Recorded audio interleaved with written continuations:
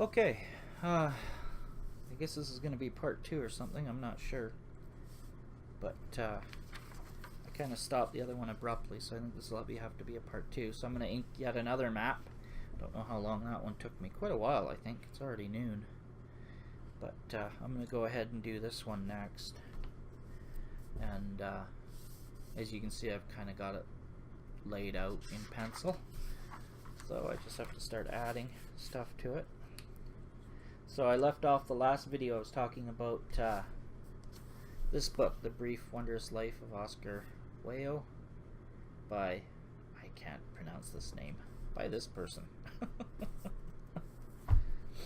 There's a lot of words in that book that I can't actually enunciate. There's a lot of I don't know if it's Spanish. I think it's Spanish. I don't really know much about Spanish. But anyway, in the last video I was just discussing the merits of considering a role-playing game fantasy or escapism, not fantasy, but escapism versus emulation, right?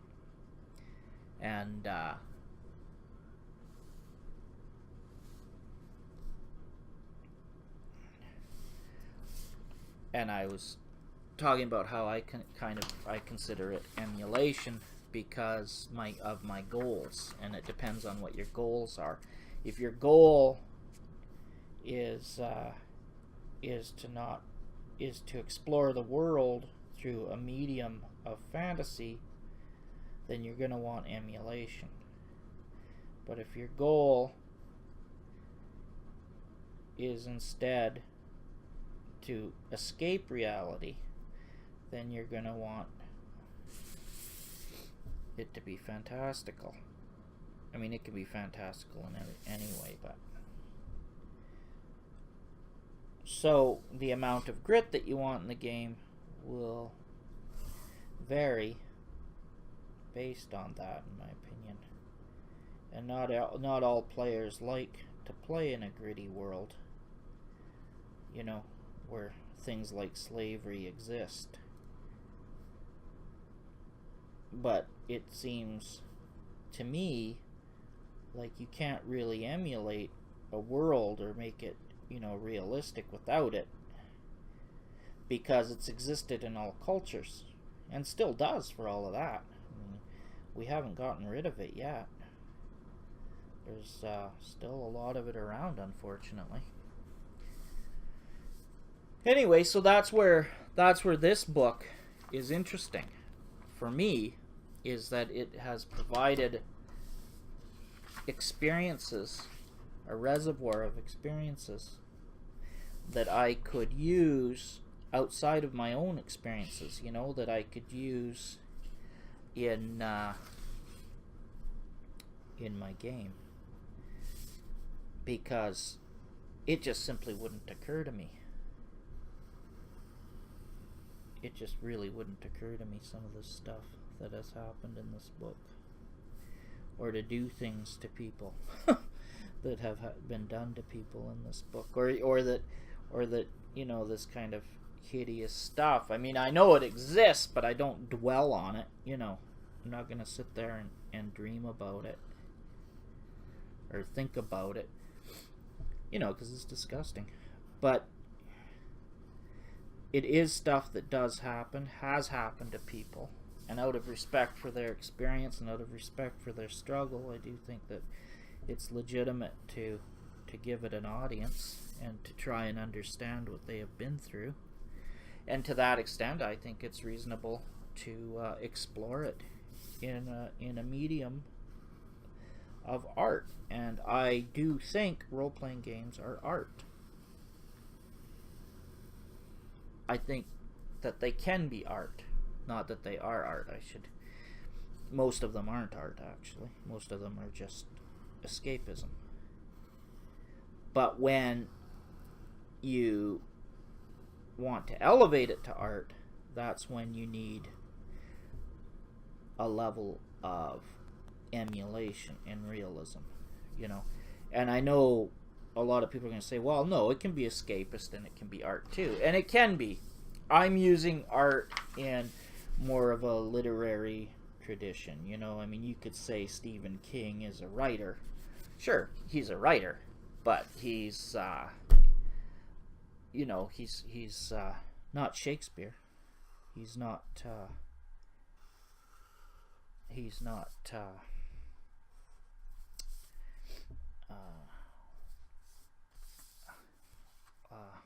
Salman Rushdie, for example. You know, he's a prime example of what I would call a utility writer. His stuff is great for conveying a narrative, but it doesn't in and of itself have an art form. I mean, I know that doesn't.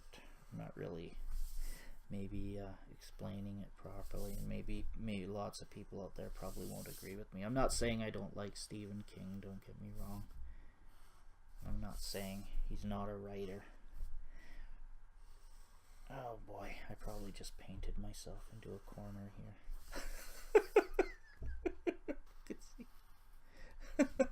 But anyway, so that is where a book like this, I can see it having a lot of value to a game. And where I can see it having more value, believe it or not, than now I'm really gonna get people upset. But more value in some ways than even say like Lord of the Rings. Even though Lord of the Rings is in itself fantasy, very well written. You know, I mean, it's almost on the verge of being literary, I think. And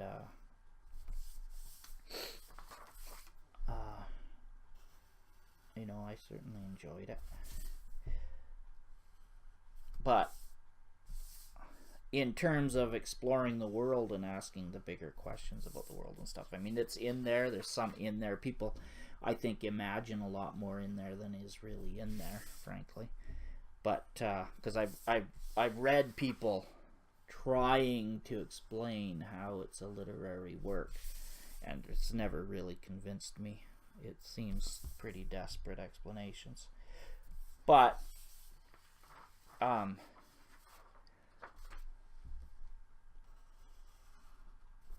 that being said, I mean, it is responsible in a lot of ways for a huge genre of artwork, and it's an amazing book, so don't get me wrong, I'm not saying anything like that. I think I'm gonna probably get lots of I don't know.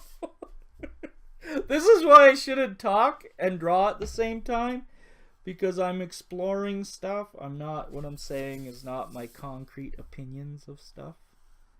You know, I'm just working it out as I go here, as I draw, so don't get too angry at me. I'm not saying I don't like Lord of the Rings, or that it isn't a great work. You know,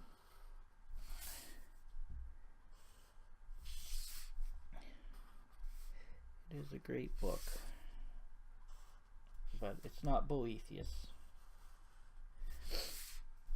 and it just isn't. And I don't read a lot of fantasy, actually, because of that, because I don't find a lot of useful things for me in fantasy, and fantasy doesn't ask any hard questions in most of it. I mean, that isn't to say that there isn't, and if people have a suggestion for something maybe that does actually explore a subject, you know, more interesting than just good versus evil or ugly versus pretty, that would be really awesome. I would love to read it, because I haven't really read anything like that yet from fantasy, and to me, in my mind, you know, a book has to do that in order to be literary, you know. And fantasy just usually doesn't do that. And because I want to have that in my game, I'm better served reading non-fantasy books. So that isn't, so I don't read a lot of it for that reason. Boy, oh boy, probably said a lot of stuff here that's gonna upset some people, but I don't mean to upset anybody. It's just my opinion. Relax, folks, it's just my opinion.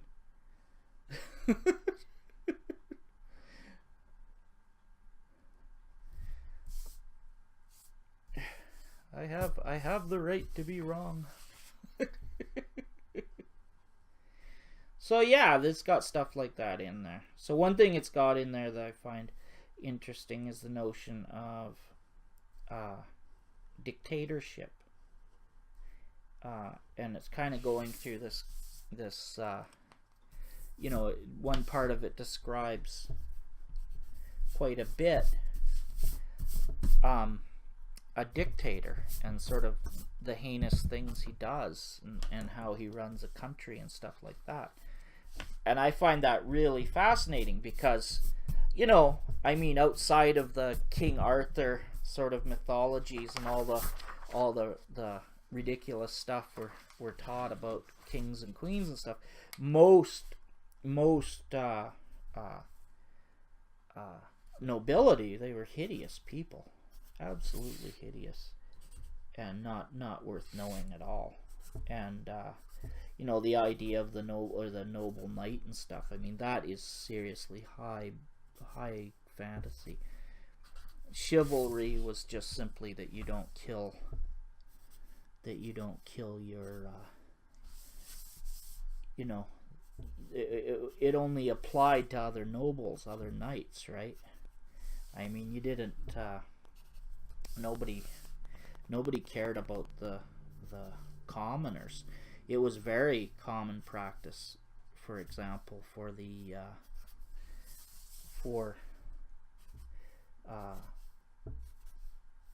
you know, knights, you know, Sir Goody Goody, or, you know, whoever, to kill. They would go around and just kill any wounded men, you know, because they weren't needed anymore. They certainly didn't kill nobles, you know, that's for sure. But, you know, they would usually capture them and played a game of holding them for ransom and that kind of thing. But if you were just, you know, a normal person and had been conscripted into the army and you found yourself wounded or no longer necessary for the fight, you could have a knight would just put his sword through your head and finish you off that way. I mean, that was considered chivalrous, right? There was none of this. You would say they might save a damsel in distress if she was nobility, but they used to lay waste to villages all the time. In fact, if the king and his people would show up, they would eat all the food, for example, and the village would probably starve. And these were good kings. These were the good guys that we're told about how good they are. And but they were despots. They're all despots. And you could, and I know that's probably going to upset some people, and sorry about that. I don't mean to upset you, but it's the reality of it. Just go read a history book, you'll see it. And you know, so, but that level of despotism is kind of hard for me to imagine, and I don't want to imagine it, much less, because, you know, yuck. But it's necessary in a game, or, you know, in my kind of game anyway, because I like to have stuff like that in the game, because it's the setting allows me to explore controversial issues or work things out, you know, that I might not otherwise be able to, like a book, you know, like make it like a novel. So that's something I really like about this book. You know, and writers, good writers, you know, I mean, not good writers, but writers usually like to torture their characters. And in a book, but you don't torture your characters in an RPG so much, not like you do, not like an author in a book, you know. And I like, in my RPG games, I really like having moral dilemmas. So like in one game I played, I actually had a necromancer resurrect all the villagers of a village, and the people really liked him. He became very popular because so many people had died in the village that they were having trouble finding enough labor to do a lot of the work. And plus people were happy to see their relatives resurrected, right? Because and the reason that I was exploring that is because a thing that I found fascinating was, what if a culture didn't have the taboos about death that we have? What would happen? What kind of things could happen in that culture that we would just despise, you know, that would freak our culture right out, but would be, you know, they wouldn't mind so much. And so because they had never actually they didn't actually have any taboos on the whole thing, having Dad resurrected by a necromancer so that he could come back and work in the fields seemed to them to be a great thing. It was a great idea. So he was very popular, but the players wanted to kill him because they considered him evil.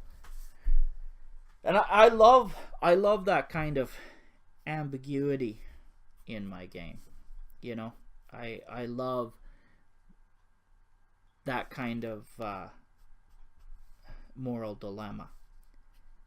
So the players decided that despite his popularity, they were going to kill him. My game didn't get much further than that.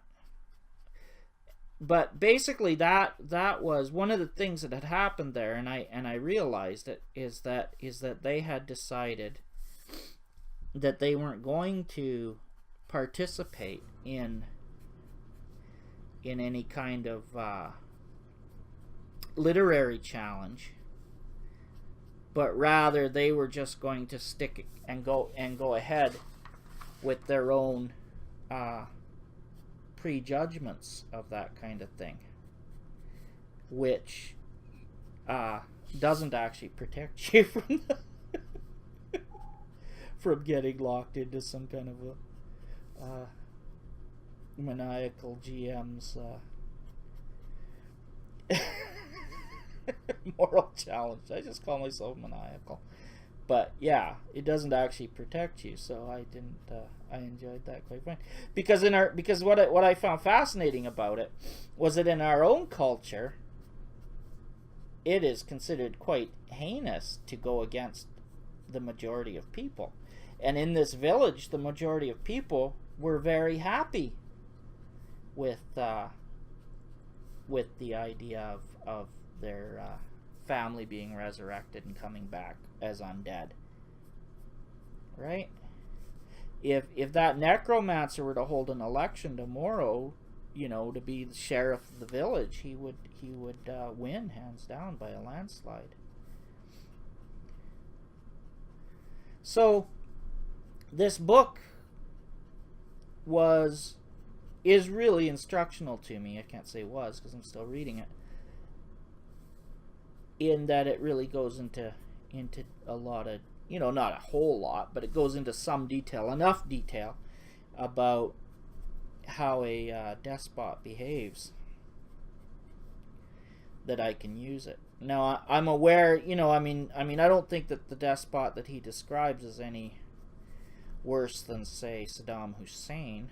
Actually, no, I think Saddam Hussein did the same sort of crap that this guy does, but I'm not sure. But huh,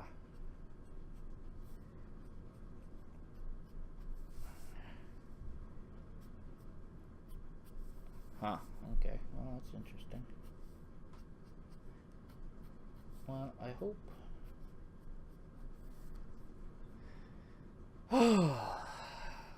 Takes a while to ink things, you know. So one of the other interesting things that I've taken away from this book is the idea of a curse that follows a family or a bloodline. I think that's interesting. I don't know how a person would explore that in a D&D game, except maybe through multiple characters, or maybe as characters. Maybe the characters start out with already this curse and trying to overcome the curse. Seems like a nasty way to start PCs, but you know. But anyway, the idea that a curse can follow a family, I thought that was pretty interesting. And then the other thing they do is they have their orphans. They have a name for their orphans, and they are sold and kept as kind of child slaves to do labor and whatnot in the house. And I thought that was interesting because I had never actually thought of that before.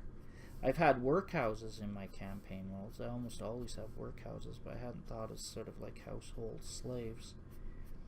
So that's something I may use.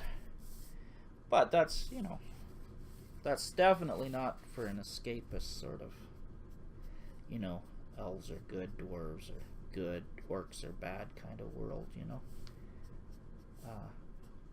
It's something you would want to save for more nuance, probably, because you would be upsetting people that, you know, got enough bang out of the tropes, I think.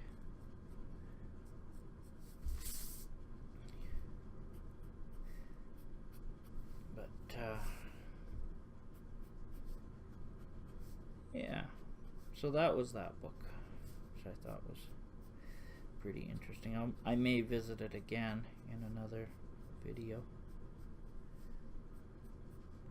but for now,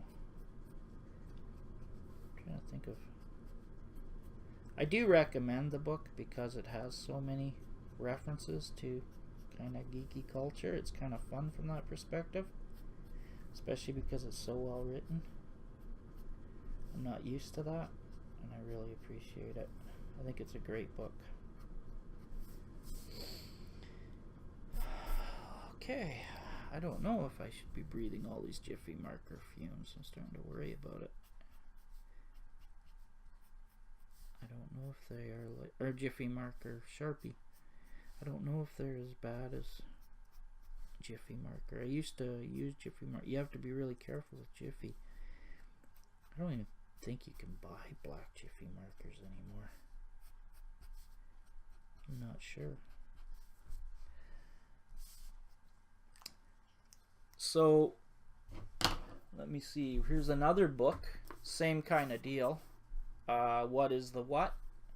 By Dave Eggers.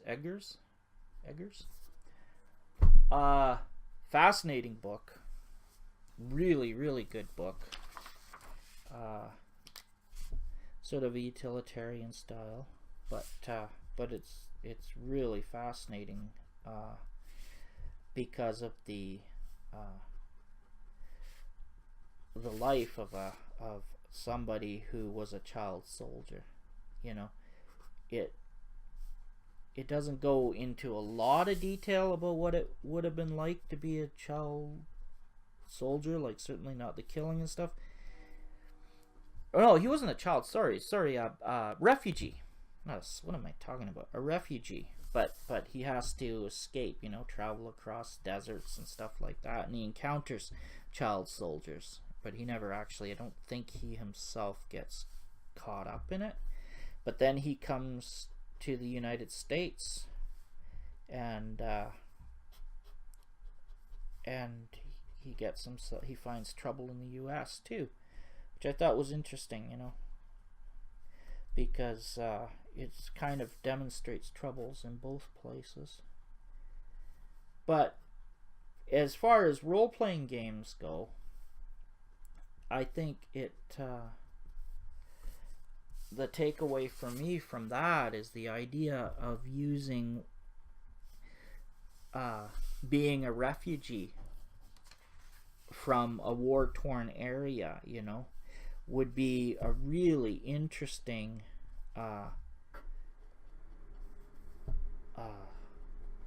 background element for a character. You know, saying Traveler or something like that, where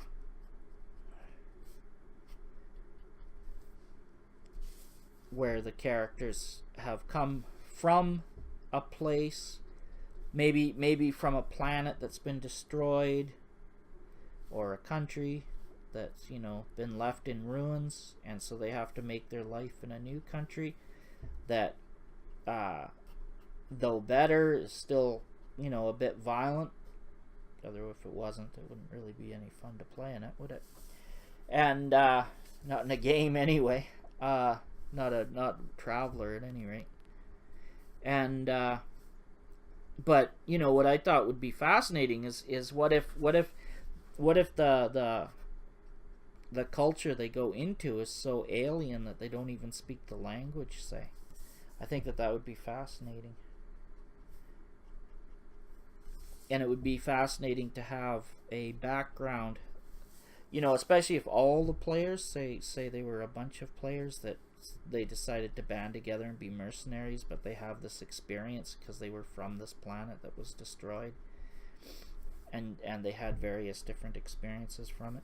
But now they're kind of isolated, and you could emulate that, like when they, you know, people try and rip them off, and people talk down to them, and are prejudiced against them because they're not from that planet, and put them in that position. I mean, that's something that would be interesting to me, because I haven't lived through that. But I mean, it wouldn't be interesting to lots of people that are going through it right now, obviously, you know. But I think it's for a person that has never, it would be an interesting thing to try playing. So,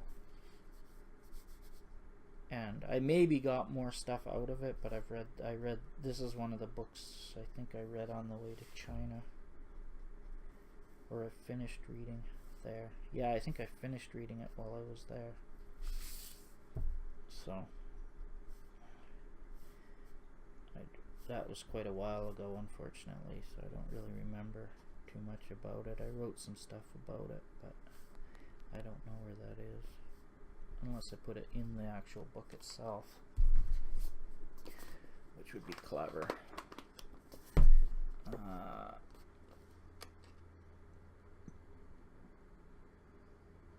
Oh, there we go. Yeah. All right. See, now I did. Yeah. So so to have those background connections where they're refugees, and they've got secrets to hide, and they've got shifty background connections. There we go. But they're in a different culture, an alien kind of culture. Yeah, there we go. Now let's see. Now that was interesting. So luckily I did make a note, and I think that would be a lot of fun to try playing. You know, because those connections would be, again, from a different planet or a different country, different area. So I think it would be kind of interesting. Now I don't know. I added pillars there.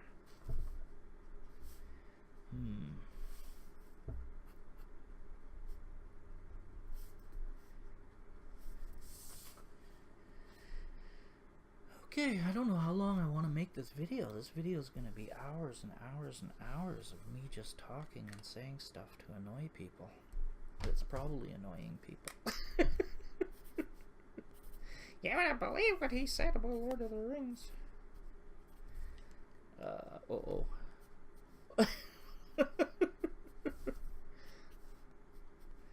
I didn't say anything bad about Lord of the Rings. I promise.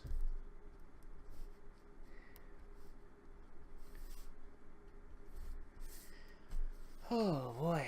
Okay. So now.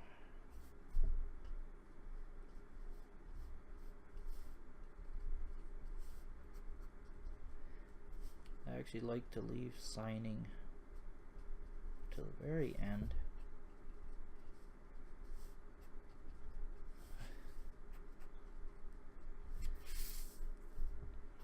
So I haven't talked about this dungeon at all. This would be, I think, a good level for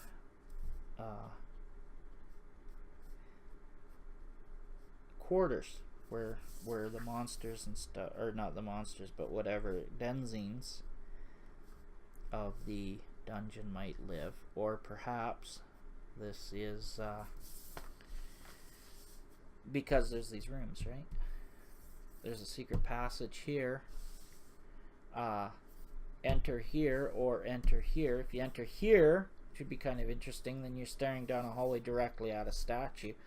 Now, I love statues, and the reason is because this could easily be somebody can see through the statue's eyes, right? So it's kind of like a sentry camera. So if the players come down here and they don't do something to obscure themselves, the statue will actually be able to detect them and will alert other people, perhaps, or creatures or whatever denizens of this place. Or they might come down here with this odd shaped room. Why is it odd shaped? Well, I like odd shapes. I love odd shapes. I think they look great in a dungeon. So there it is. But you know, I mean, a GM can obviously add stuff and build it the way that they want.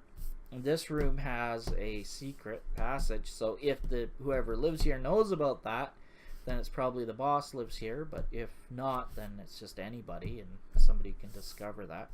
Again, I'm not going to draw the doors. These could be single doors, or they could be archways, whatever a person wanted.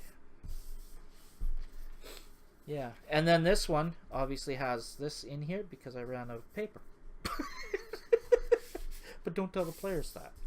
It would take away the immersion.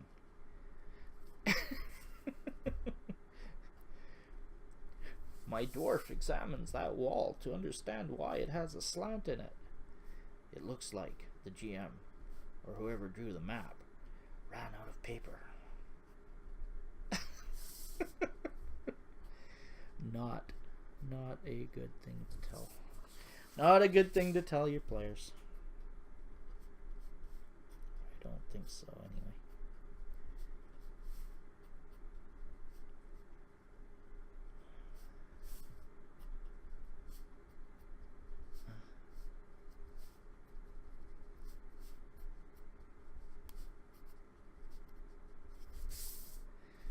So just adding detail here.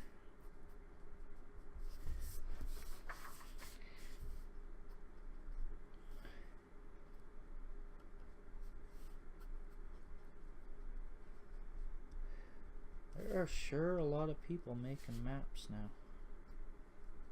It's really neat.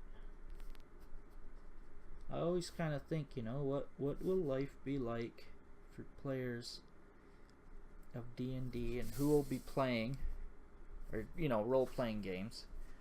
Who will be playing in 500 years? Will these maps still be available? Will somebody's maps, you know, will people still be playing it, or will it be a footnote in history? I don't think it's gonna go anywhere. I can't see it ever not being a thing now. But or maybe it's going to be elevated to some new form. I mean, if we see, you know, people playing games and stuff online, you know, what's it going to be like in the future? I find that absolutely fascinating, because you know, why not? And imagine, like, you think there's lots of maps online now, just wait. You know, and will they be in the, what is it, the that repository with all the books? What's it called again? Oh, I can't remember. But, you know, or will artificial intelligence just create it all? Will you say, oh, I want to play D&D, and you can just get a robot or a artificial intelligence to just run a game for you, and you don't need a GM at all. Maybe it'll just all be players, right? And it'll just create a game for you. I think that would be kind of tragic, actually, just because for me personally, I just love GMing. I'm not that into playing it as much as GMing, because I like this. I like the making the maps. I like coming up with the ideas, using books I've read and stuff to you know, using the ideas in them, figuring out how I can implement stuff, and challenging ideas. I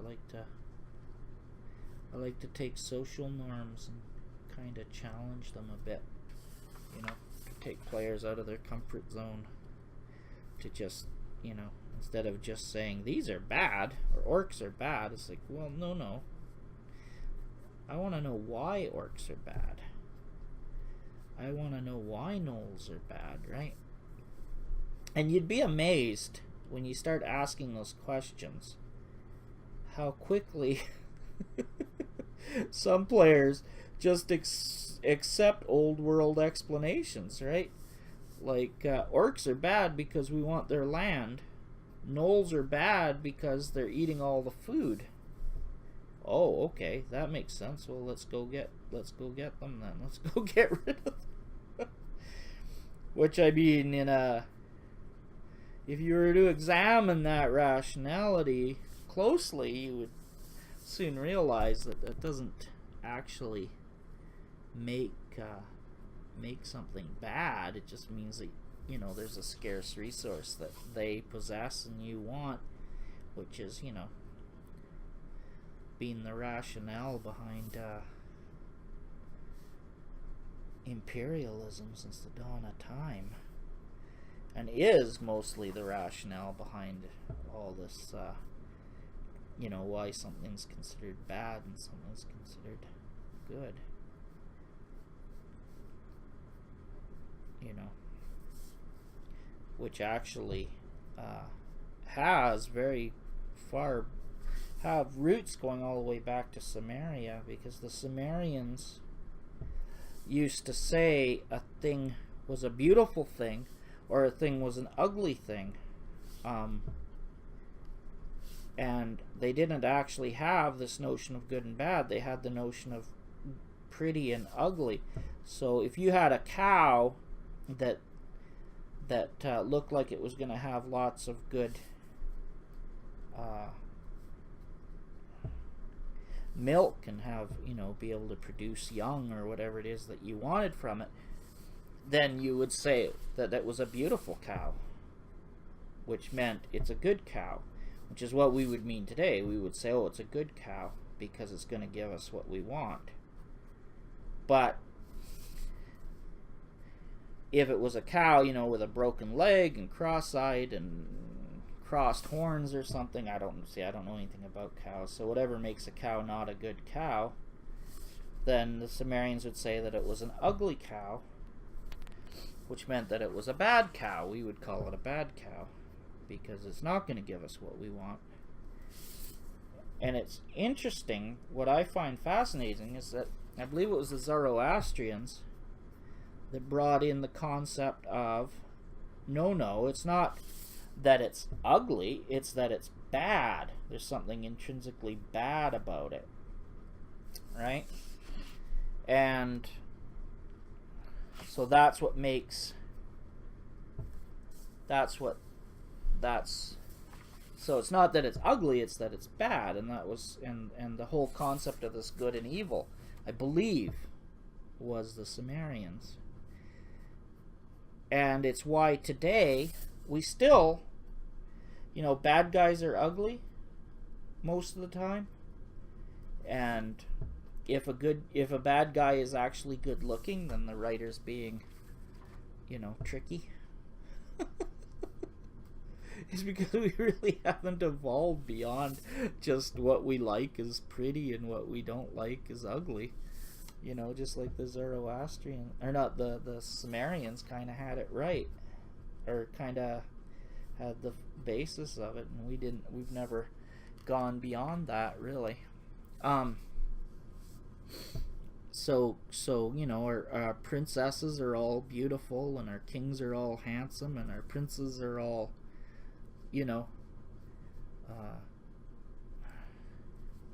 good looking, because that's what we equate to good. Because that's, it's fascinating to me how much of our culture is passed on. People think that they learn it, all this stuff, but I'm of the opinion that we don't. I'm of the opinion that we actually, most of our culture is passed on from very ancient roots, and we're just not necessarily all that aware of it. Like that, for example. I mean, that's thousands of years old. The idea that evil is ugly, and the attempt to fix it is likewise thousands of years old. And yet here we are, thousands of years later, and we still are more likely to think that something beautiful is good and something ugly is bad. Like, we really haven't evolved beyond that, really. I find that absolutely fascinating, how much of our own culture is actually passed on to us in that way. I think it's a great deal, actually, of it is. Which is another reason I find reading books so fascinating, and I find D&D so fascinating. Well, not D&D, but role-playing, I find it absolutely fascinating, because it's a chance to not only explore those things, when you discover them, but they're really hard to know. I mean, it's really hard to know when you have something like that. So, that everybody just accepts as reality, something that you learned at such a young age, that now am I still on? I don't know if you guys can see what I'm doing here. Sorry, I'm getting too into this, so I'm not really paying attention. So that kind of thing I just find absolutely fascinating. And I find D&D an incredible way to explore that stuff. Because it's kind of like getting to write a novel, only you don't have to write the characters. You can just set up the scenarios and let the players kind of play through it. It's just taking a while.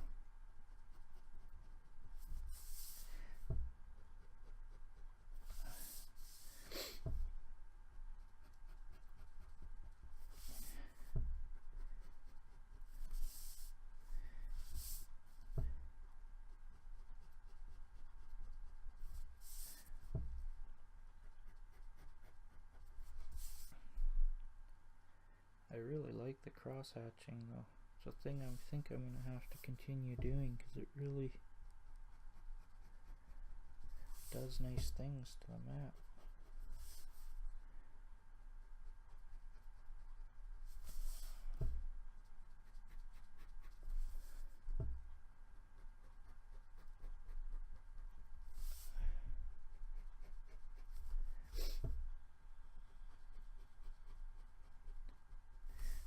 if I drew these at a 1-to-1 ratio what they would look like. I might try it. Some tiles like this might be interesting.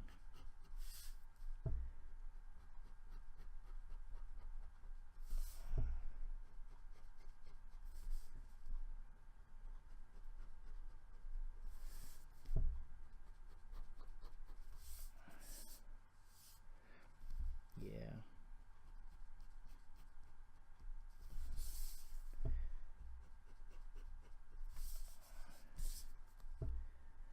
Well, I think I've run out of stuff to blather on about. So I hope you'll give this video a like and a follow if you want to see more videos or more of my videos or hear me say more annoying stuff.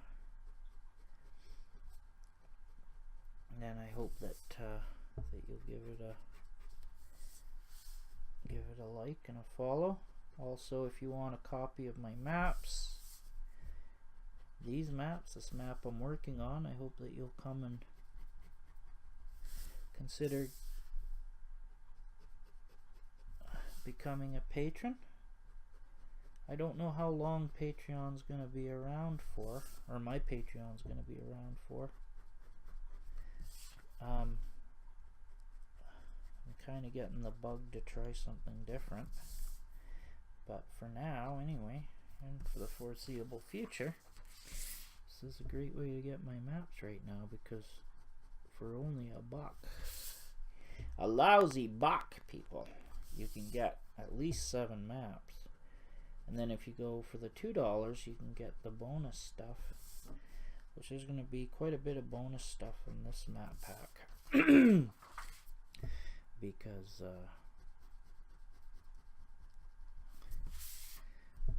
but I did a poll, and people wanted me to do more detailed, larger, more detailed maps, which is why I'm doing this.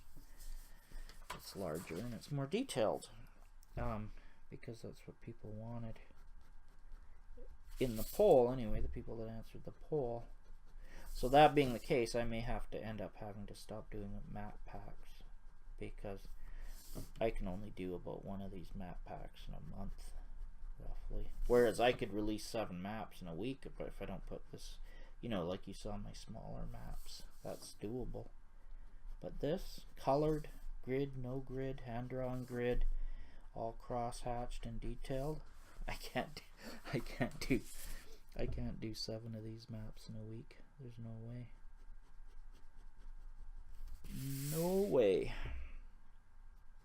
Especially all colored and everything. Because the coloring takes a lot of work, because I have to flat it all out. Right? And I don't know if you know about how that works, but you have to I don't have any way right now to show me coloring it in Photoshop. I'm not sure I would anyway. But to flat it all out, you have to go around with a lasso, and you have to cut all the shapes out, and you have to add in the base colors, and oh god, it takes hours. It actually takes almost as much time as drawing it. It does. And now I have to draw the grids in. Yeah, so it's gonna have to change around a bit, I think. But for now, that's the way it is. So if you want to go to Patreon and sign up, that would be really cool. And I appreciate everybody that is on Patreon. As you can see, I'm working hard to make the maps happen. I hope you guys like them. And if you are on Patreon, please don't hesitate to let me know if you want me to do something differently, or if you want to see a map of something. It can take me a while to get around to it, so be warned. I'm a little bit like a train in that way. Once I get rolling on an idea, to try and shift gears and get working on something else can take me a little bit of time. But I will get to it eventually. If I don't forget, at which point you're more than welcome to remind me. And like I say, there's no music on this, but so what I recommend doing, if you're gonna watch my video, this video, which at this point I think it's safe to assume, if you started on part 1, or if this has just been turned into a great big long video, then I expect you're probably asleep right now.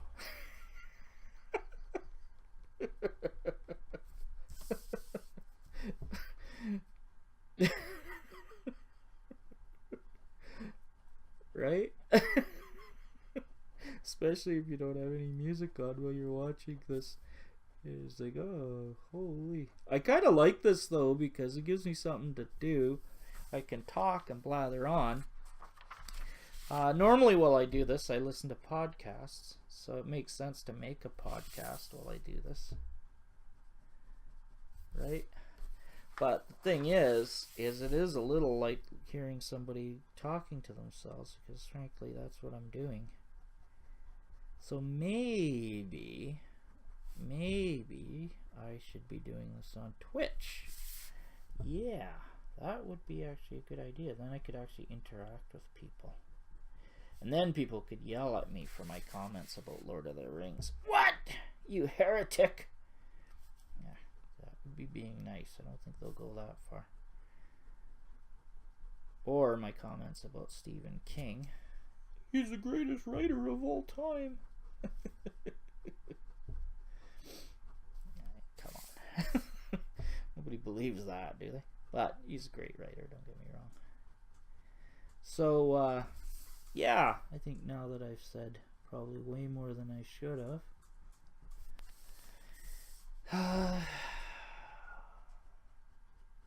And I think maybe I am almost in need of a break here pretty soon. That this might be a good time to stop. I think I'll stop once I'm done the cross hatching. Oh, I've got all those rooms to do yet. I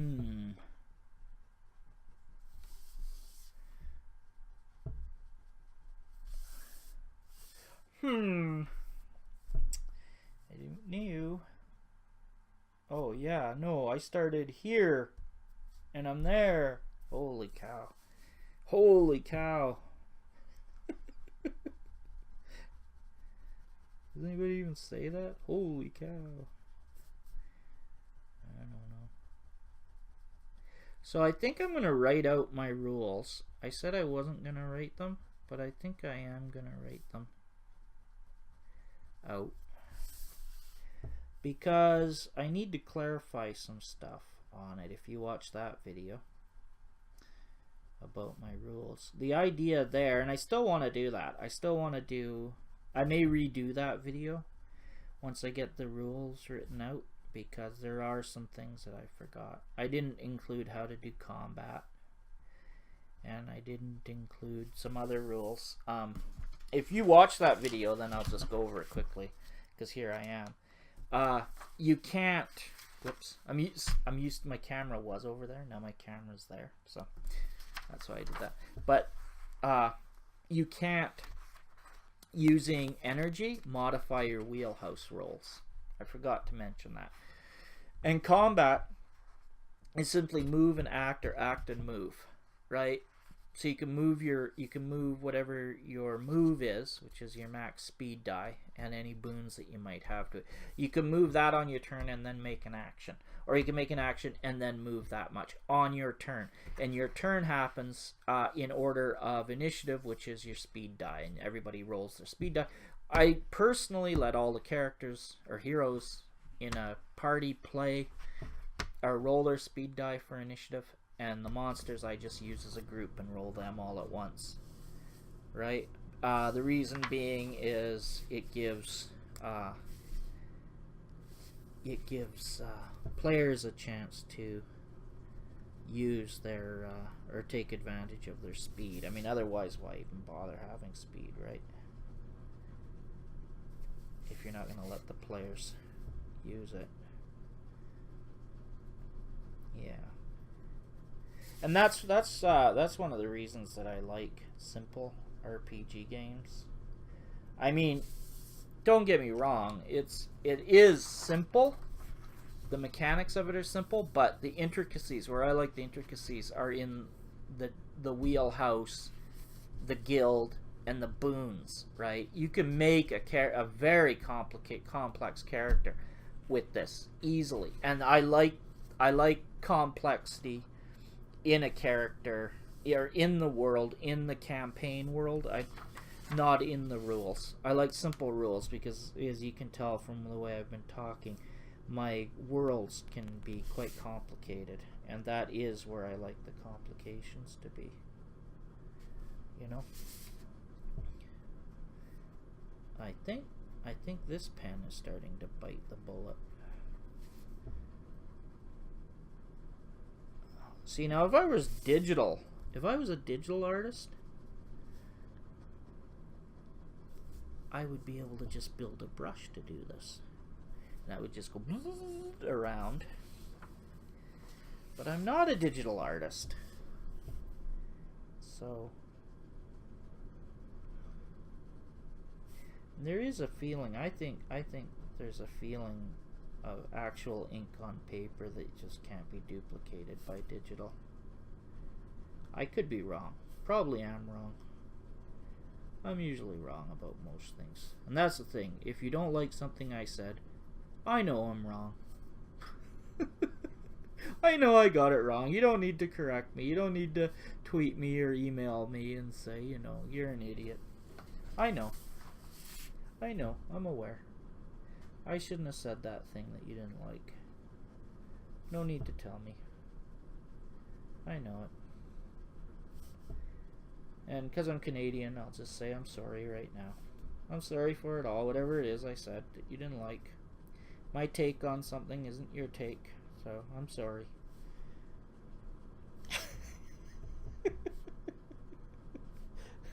So there we go. No need to message me. I'm aware.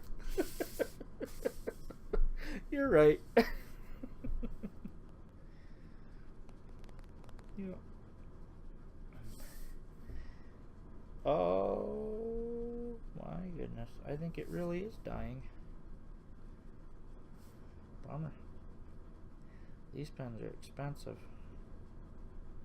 I don't want it dying.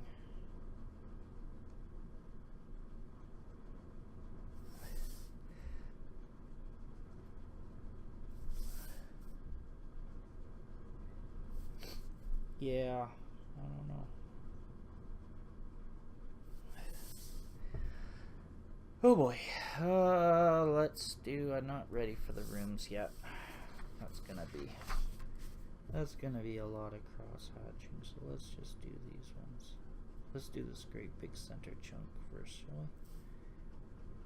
And yes, I'm gonna have to take a break after this.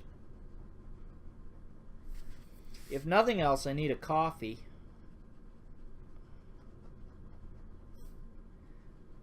I got up very early this morning, though. Like crazy early. I hope that's not a thing. Although I do like getting up early. I think it makes me a lot more productive when I get up early. So I usually start stuff and then I'll keep at it a lot longer, as opposed to if I stay up all night working on a project. I don't tend to get as much done when I do that, I don't think. Oh, I've got that middle piece to do too, right there. So my camera was on autofocus, and I took it off of autofocus because I think it makes it look a little better, but I'm a little worried that it's out of focus. And considering I've just made like a 5-hour video of me drawing a dungeon, I'm I'm a little worried it's all out of focus. But hopefully it isn't. See, that's that being wrong again thing. I knew I did it wrong.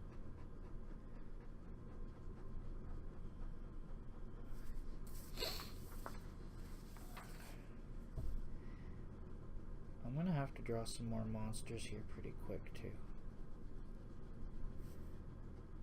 I've got those minis that I did, and I kind of want to do more for the $2 bonus patron. I don't think that just those two are enough, so I have to do some more minis, paper minis. And that's a thing I want to get into making, because I use paper minis in my own game. Now, I don't know how many people use paper minis, if there's a lot, but I mean, Pathfinder seems to sell them all the time, so I don't think they're selling them for the fun of it. There must be some people using them. How many, I don't know. And I don't know how many people on Patreon actually use them. But they sure are fun to make.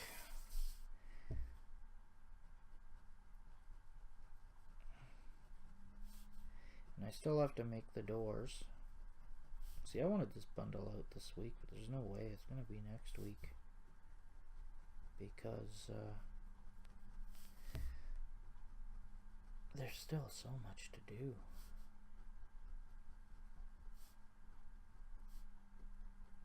That's crazy.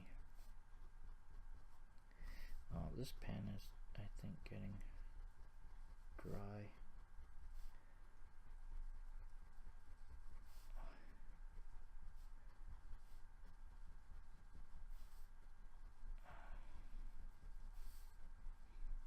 And I turned my mic up, so I hope this isn't booming too loud.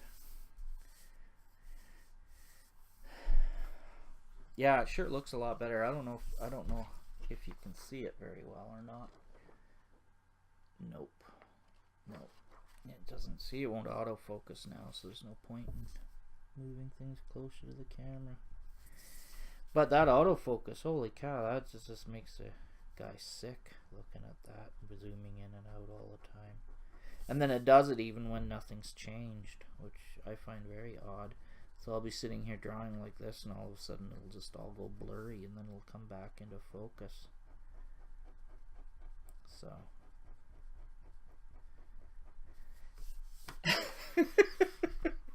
I wonder if there's anybody still watching this. I can't believe it. They gotta be asleep. Hey, wake up! You're late for work. No.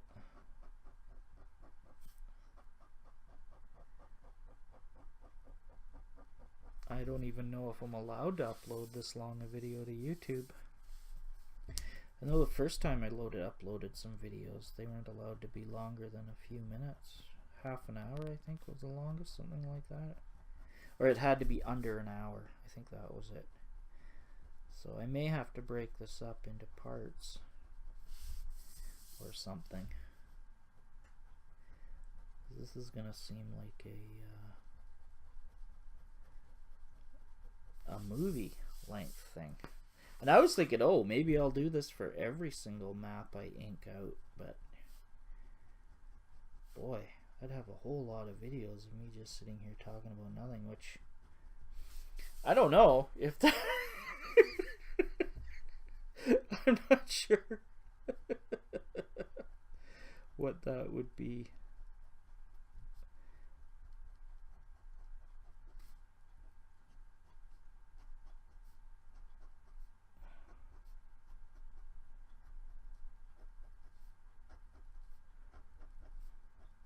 I'm not sure what that would be like. I've watched videos like that, so that's why I'm not too adverse to it, because I'll put them on to go to sleep or something. See, that's why I figure you guys, if anybody out there is actually still watching this, you're probably sleeping, because I would be.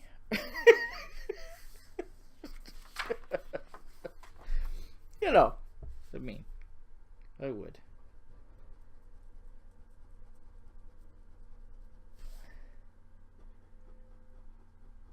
Huh. Sounds like there's something out there doing something with snow. Where this gets really hard, it's not so hard to do this in the winter, you know, drawing like this. But in the summer, this is why sometimes in the summer it gets a little difficult for me to get maps out, is because sitting in here on a nice day doing this, not so much, you know? Not so much.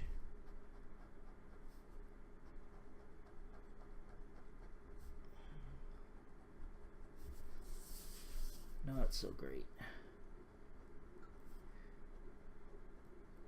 So the thing about these dungeons too is that though they're big,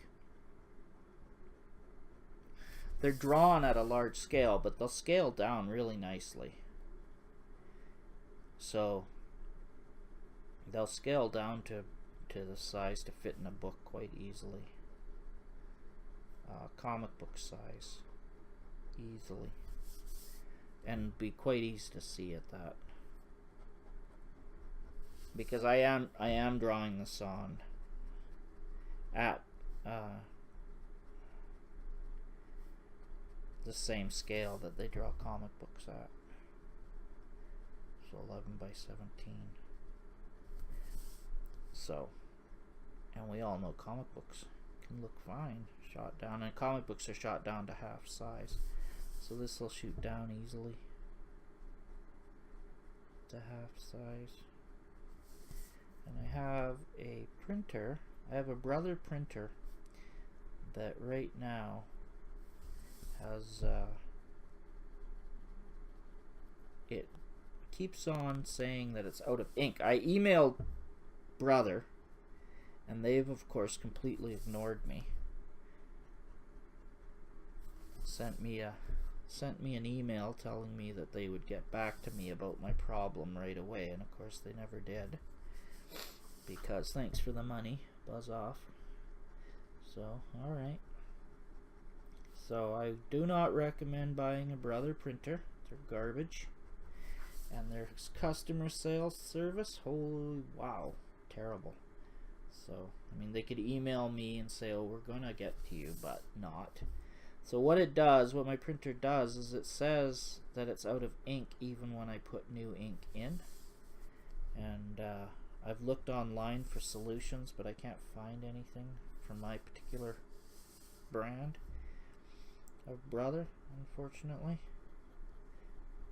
So I can no longer print nice big color printings, but I can still scan, which is nice because it does large scans. So I can do 11 by 17 scans, but not prints anymore. Not until Brother gets back to me and tells me what to do. So, which is unfortunate.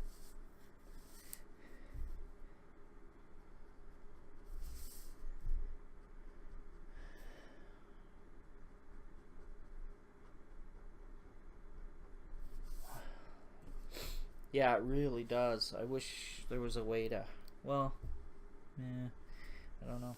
In IRL, it looks really nice having this cross-hatching on there.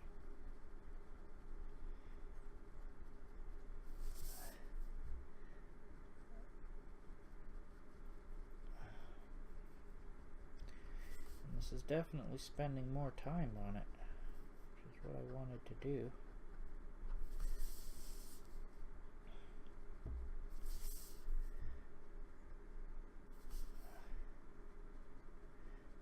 So this video will be over when this map is done, and I'm gonna go take a break. And then I might come back on Twitch, because I still have more to draw. And maybe on Twitch would be a good idea. Yeah.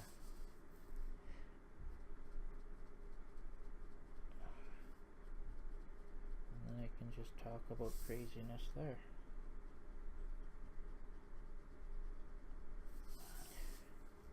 Although I don't go by my name on Twitch. On Twitch, I'm Buckaroo Popcorn. So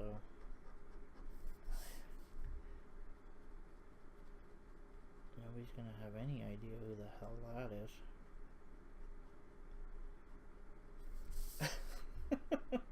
And I'm a little bit scared because everybody knows my real name. Because they do. Because I used it.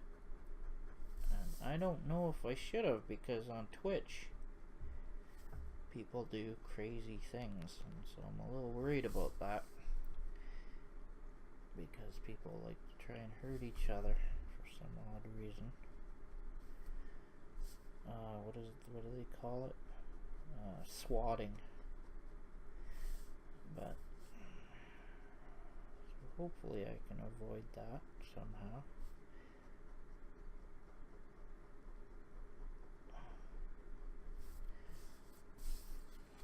But I haven't done anything to try and hide my identity, really.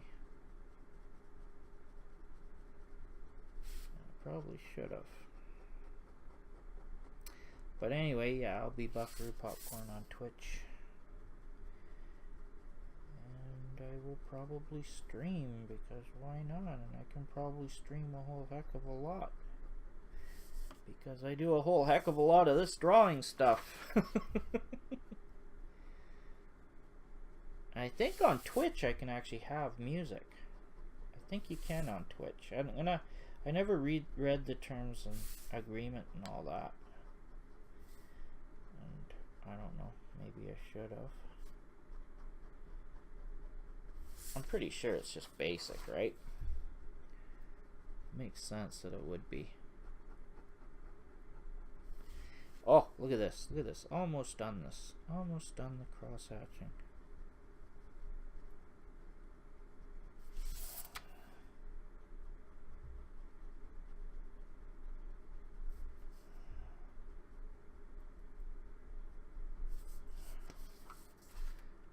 I think, yes, yes. Sweet. That is the cross hatching. Wow, okay. I better figure out where to put my signature first off, because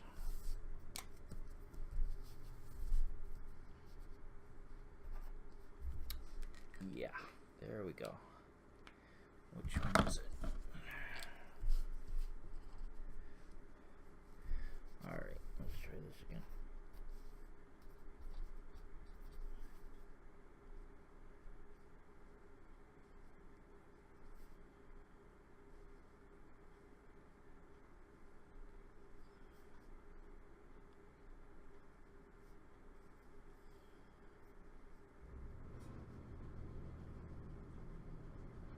And there we go.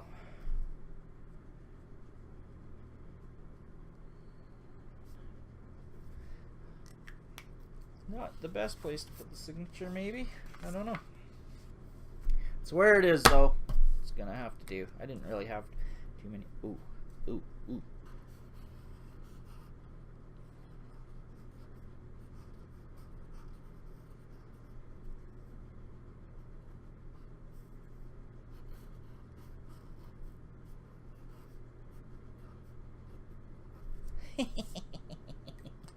That needed to happen. That had to happen. Right there. That did. That needed it.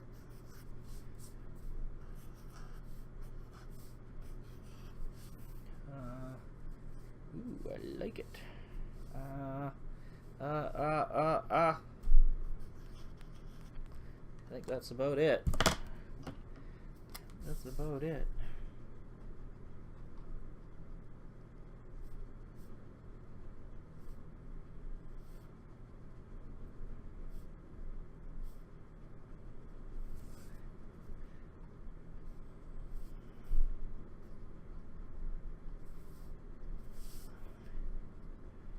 So I think I managed to not say anything too stupid. this video. So this one might actually make it. This one might actually make it to the YouTubes. Okay, and I don't think that's the...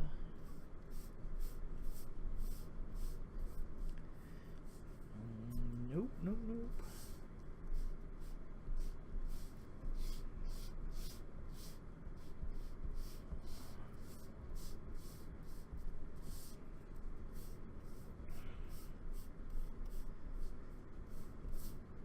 Okay, well, thanks everybody for tuning in if you did, and thanks for staying awake if you did, and thanks for sleeping through it if you did. And I don't blame you if you slept through it.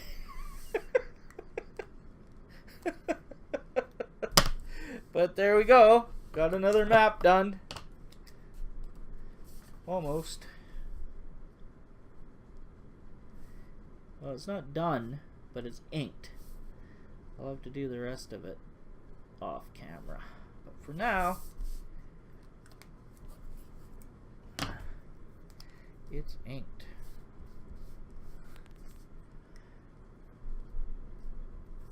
Okay. Alright. Great. Well, be sure to like and subscribe to this channel if you like this video. Or this movie. Yeah, maybe I'll see you on Twitch. I don't know. I'm thinking about it. Because why not? But,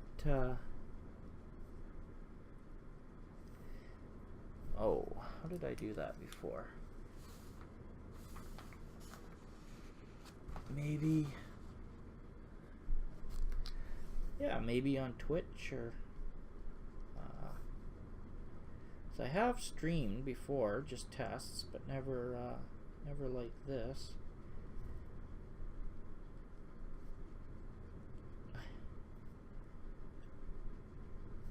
And nobody will... The nice thing about this video is I saved you from having to look at my ugly mug. Right? You just have to look at my ugly fingers. My arms. But not my face. So, there you go. I forgot to do this on the other map. So.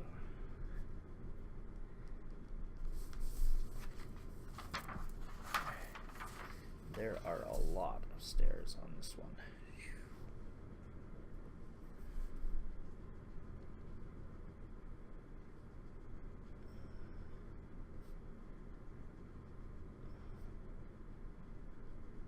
Yeah, so like and subscribe and check out my my Twitter feed if you want at mstephanjoy, or check out my Tumblr, which is Dungeons and Cartoons. You'll see my goofy cartoon face. That's how you'll know it's me. Because there it is. My big goofy eye. Which doesn't... I don't think that looks anything like me, but maybe it does. I actually just picked that out of the blue. Just because.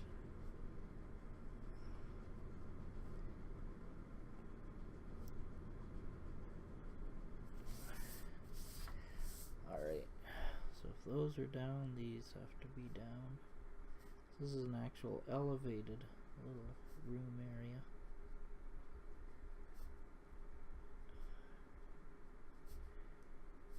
Yeah, I'm wondering.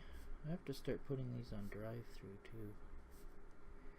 I am on drive-thru RPG, but I haven't been putting a lot of stuff on there lately. I think maybe I need to start doing that again.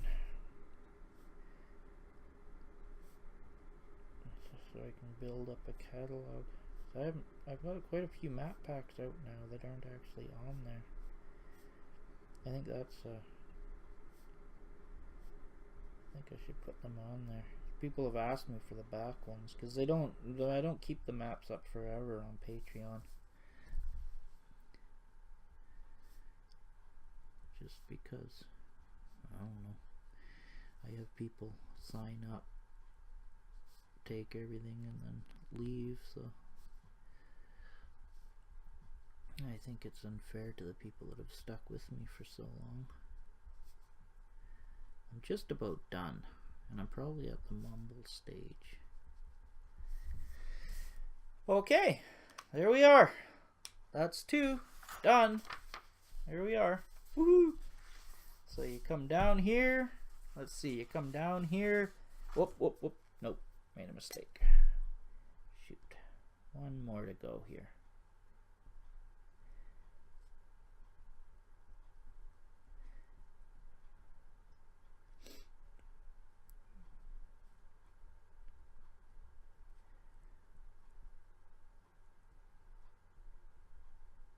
Okay. So let's see here. Let's say you start with this map. You come down here, and then you go, oh hey, wait a minute. Go down here, check out over here, then come down here. Or no, yeah, come down, because this would be up. This would be up, this would be up, that's up, that's up. Alright, or down, down, down. Doesn't matter. Alright, just as long as there's the right number. And then come over here, check out this statue, wander over here. Why is this dead end? Find a secret passage, come through here. There's a secret passage here, so there couldn't possibly be another secret passage. So who cares? Elf notices, hey, wait a minute, yeah, there's a secret passage. Goes in here, cleans it out, comes down here. There's a door. Double doors there, door here, door here. Ah, cross-hatching is supposed to be here, but I forgot it.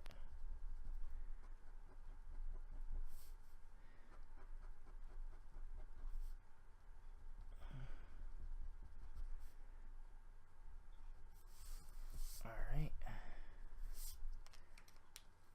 Double door here. But anyway, knocks on the door, nobody answers.